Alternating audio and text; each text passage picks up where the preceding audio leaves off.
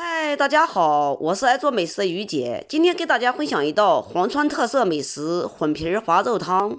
汤汁清淡鲜美，肉质口弹爽滑，吃再多也不用担心长胖的问题。在我们这里，不管你是请客还是送礼，餐桌上都少不了这道混皮滑肉汤。下面请跟我一起来操作吧。这是做混皮滑肉汤的全部食材，我已经都洗干净了，食材比例我都打在屏幕上方。下面我们先把肉给它切一下，先把它切成肉片，切好以后把刀翻过来给它敲一敲，敲过的肉吃到比较松软口弹，在下水煮的时候也不容易脱浆。全部都炸好以后放在碗中备用。下面把姜给它切成片，然后再给它切成丝，最后再给它切成末。把葱也给它切成葱花，也给它放在碗中备用。下面来开始调味，首先加一点点的黑胡椒粉，再加一点点的生抽，再加一点点的料酒，最后再加一点点的碱面。加碱面能起到肉嫩滑的作用。全部都加完以后，用手往一个方向搅拌，然后进行摔打的方式，持续5分钟，让调料水完全都吸收肉里面。这个动作可不要偷懒哦，不然的话在煮肉的时候容易脱浆。摔打至黏糊糊的，像这样就可以了。加40克的红薯淀粉，再次用踹打翻拌的方式给它翻拌均匀。淀粉搅拌均匀之后，然后打一个鸡蛋，继续往一个方向搅拌摔打，一直摔打至鸡蛋和淀粉肉都融合在一起以后，盖个保鲜膜，醒花2至3个小时。时间越长，肉越好吃。有时间的话，头天晚上踹肉，第2天吃是最好，但是需要放在冰箱保存。肉已经醒发有2个小时了，现在把其他的配菜给它准备一下。西红柿打十字花刀，用开水给它烫一下。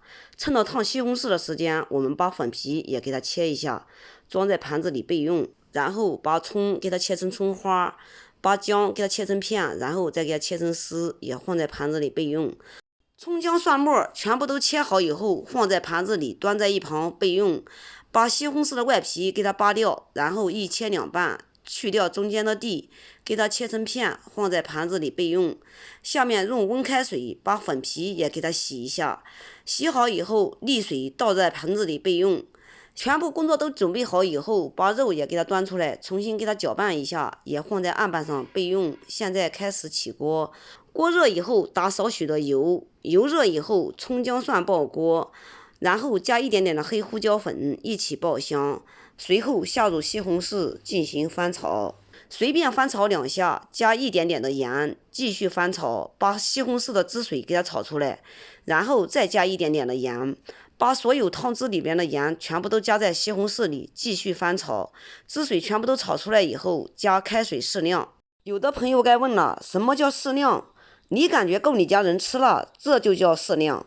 比如说油适量、盐适量，都是这个意思。水烧开后下肉，肉不要在一个地方下，要分开下，在一个地方下它容易互相粘连。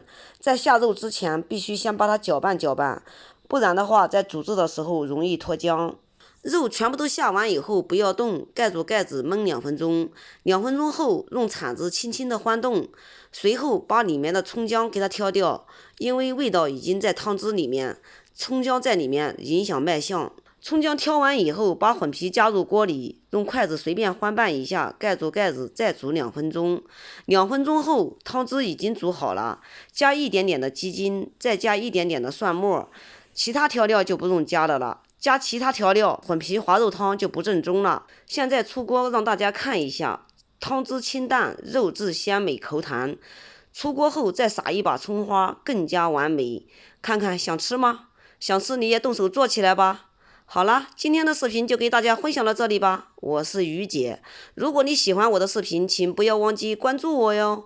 感谢您的观看，我们下期再见啦。